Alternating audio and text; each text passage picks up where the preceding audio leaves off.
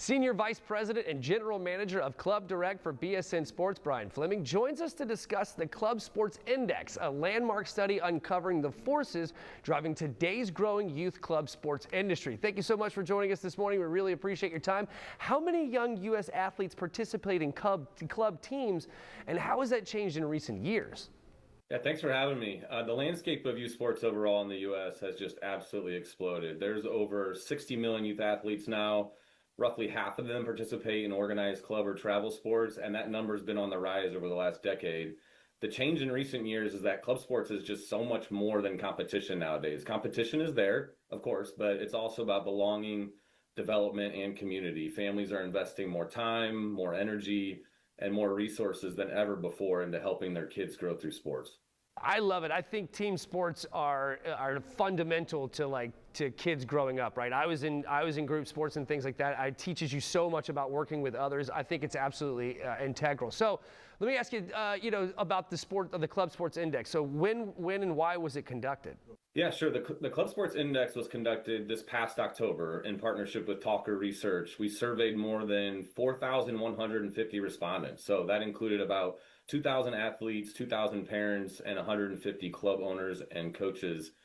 We launched it to better understand how families and clubs are experiencing club sports today, from their motivations, pressures, the costs that come with club sports, and then also mental health. So at BSN Sports and Club Direct, we serve over 3,000 clubs across the country. This research helps us innovate around what they truly need, everything from uniforms and apparel, equipment, to team identity and belonging.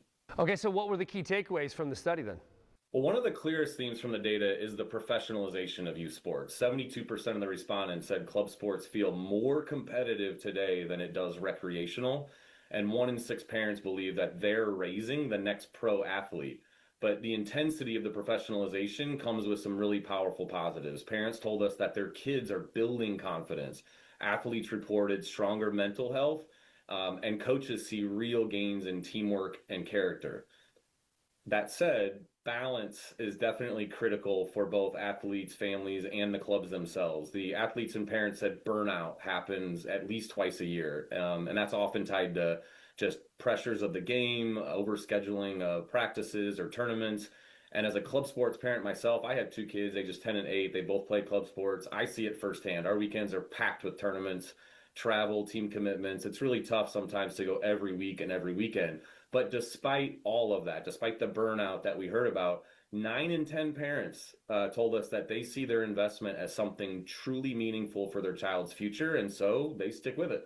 Yeah, I think it's very cool. It sounds very, very busy. My daughter's only 10 months old, so I'm not there yet, so I got some time. So let me ask you, what are the most popular club sports in the area, or in our area?